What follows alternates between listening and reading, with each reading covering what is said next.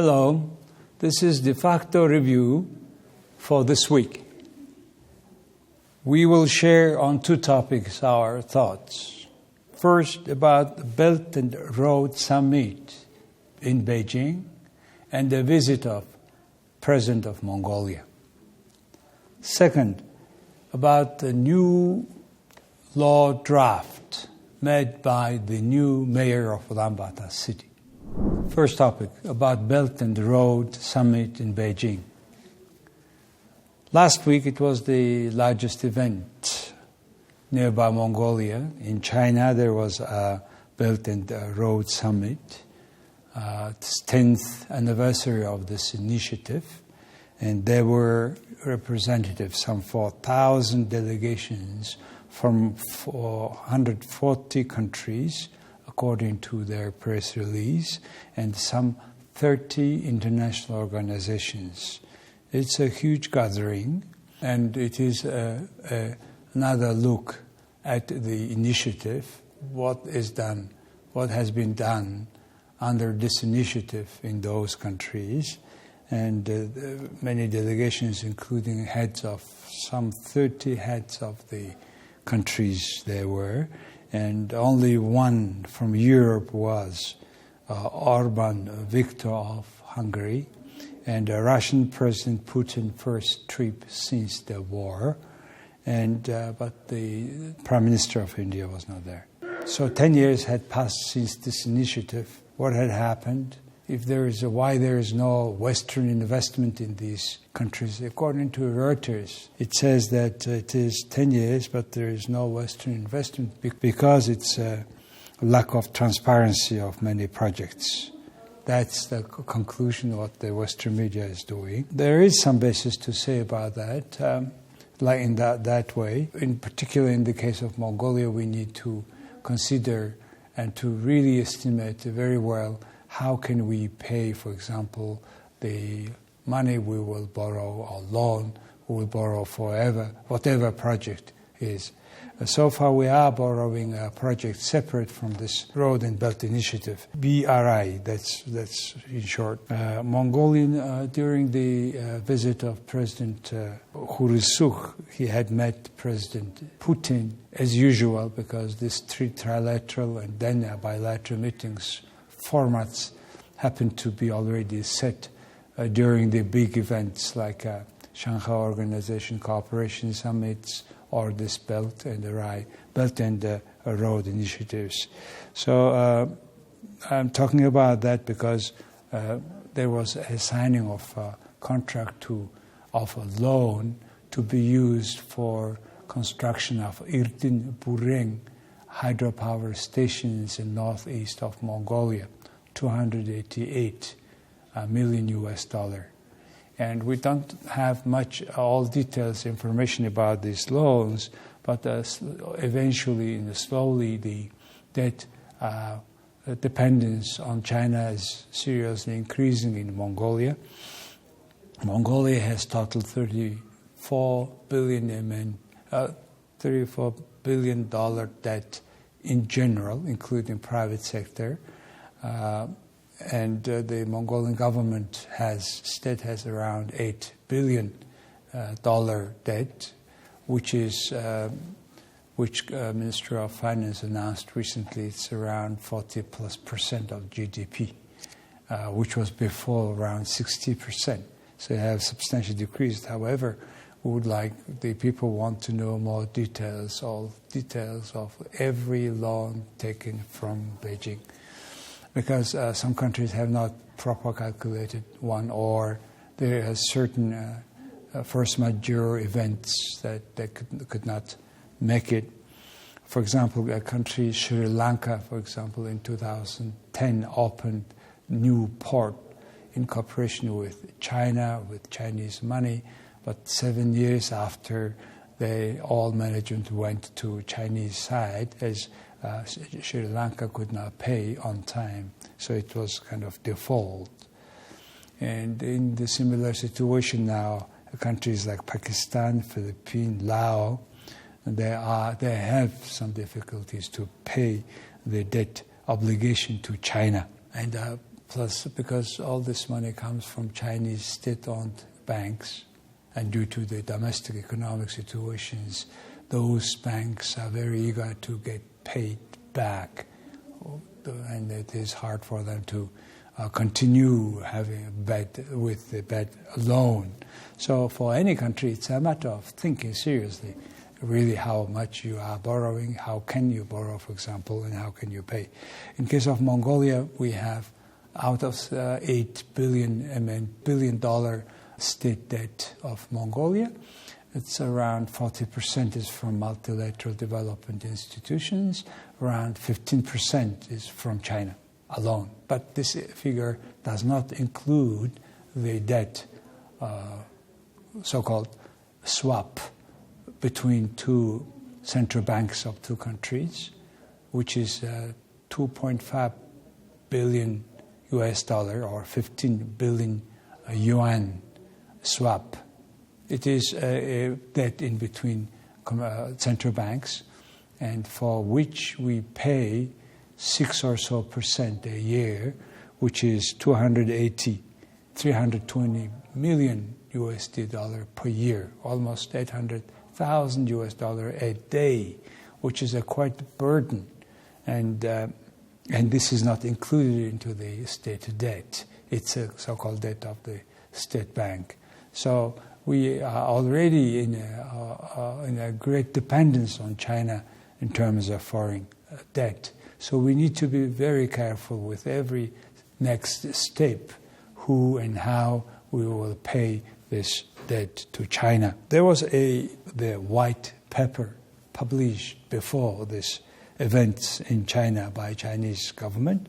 This white paper about BRI, there was a few words about Mongolia. One is, this BRI is about 6 corridors, 6 routes and multiple countries and ports. There were a few words about Mongolia. One is a China, Mongolia, Russia economic corridor, which is under this BRI. Second, China, Russia, Mongolia have officially launched a feasibility study on the upgrading and development of the central route railway of the China-Mongolia-Russia corridor.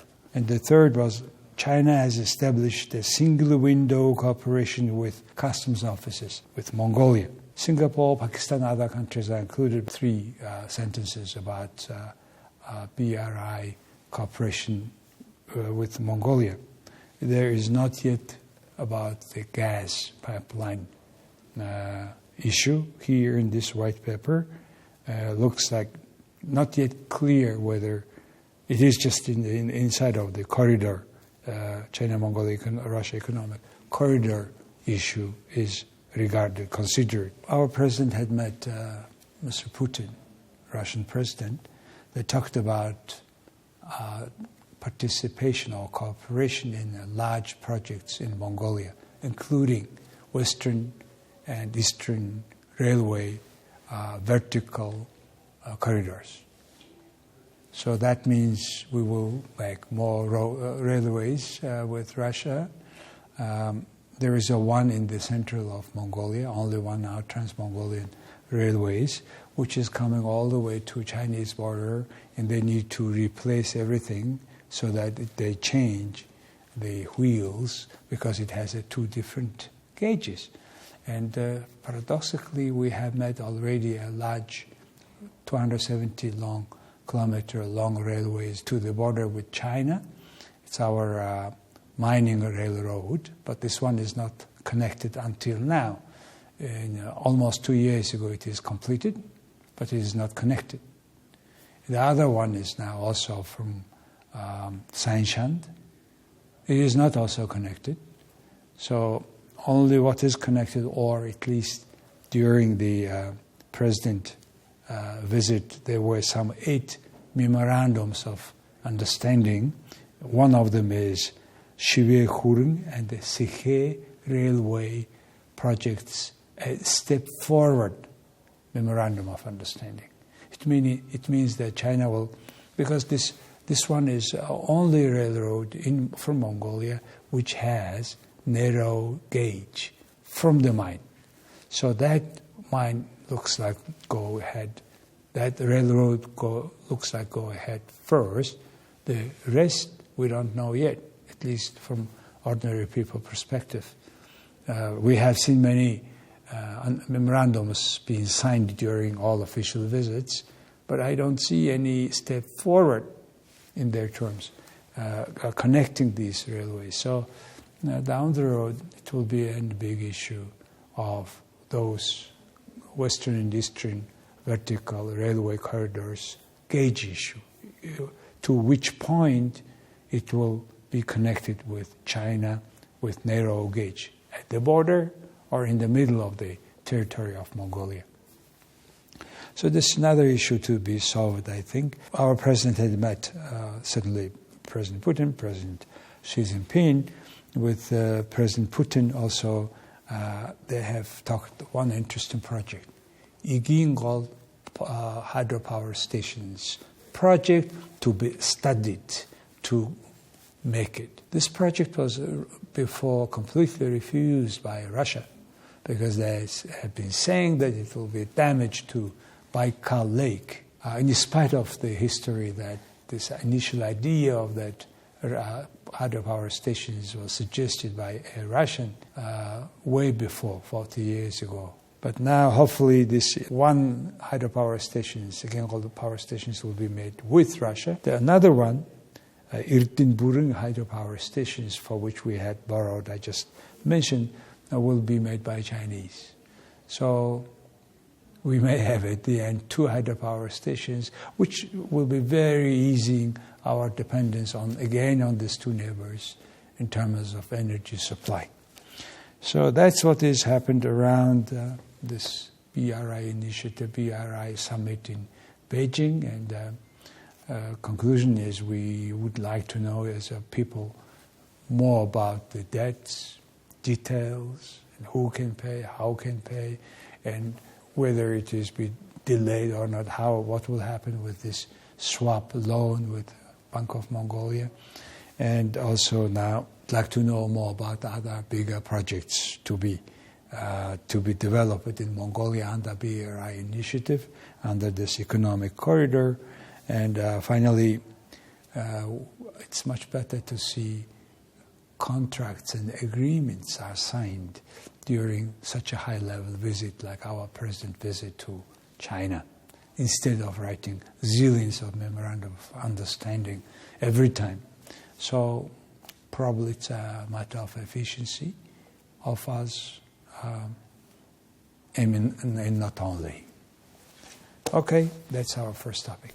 Our second topic today is about the new mayor of Ulaanbaatar city and his first and new proposal on traffic jam and land utilization in Ulaanbaatar city. As we know, last week, the old mayor, Mr. Sumya Bazar, had resigned, and he was replaced by a former Minister of Justice, Nyambatar, who had been, according to him, was working for a whole week, and he had came to a law draft. This law draft will be the basic law, and after which other laws to be changed as well. That's why he called it basic law. So there are 3 points here. First, about how to make sure that the traffic jam is controlled better. What he is proposing is we will limit the number of plates of cars running in Ulaanbaatar city. He said that for the first 9 months of this year alone, there were some 90,000 cars imported to Mongolia, and 86 of them only registered in Ulaanbaatar city and are already coming to the traffic. So if that way, if it continues, and it is continuing for quite some years, and every month around 10,000 new cars come into Ulaanbaatar city. And whatever we do, by extending our infrastructure, road, its connectivity, we cannot handle this amount of car addition. So that's why he is suggesting that we will have upper limit of car plates, and this limit should be set by the representative Khural of Ulaanbaatar city. In short, it is like in Singapore. It will limit the number of cars run in Ulaanbaatar city or within or vicinity of Ulaanbaatar city. In that way, an owner of the plate can sell it, present to somebody, but still it will be tough commodity. But the total amount of this commodity will be constant. That's what he is proposing, and I think it's at least the right way to do so. But implementing would be very not easy because, the corruption at the middle and the lower level of the administration, it may cause such interesting issues that you can make probably interesting TV series on that. Second proposal he's saying is there is 1,500 now construction projects. They got permissions, they are ready to do, or they are not doing yet, but there will not be any more permission in that way. And they will be re-inspecting every project, whether it is meeting or not the standards, the Ulaanbaatar City Master Plan, etc. So there will be not easy for permissions, who has the permissions to construct some object, but has not yet started. Third, he is suggesting is, Ulaanbaatar is 8 districts, but 6 of them will not have a right. Governor of the districts will not have a right to give a land title, which was the case before. That is the reason why we have such a mess in terms of land using in Ulaanbaatar city. And there are some districts of new houses, constructions, where the distance in between houses are even not enough for 2 persons to pass by. Nothing to talk about cars. So they're reconsidering that, and now new permissions will be given by the only city governor, only in 5 cases. One is if it is a state project. Second, it's a private-public partnership project.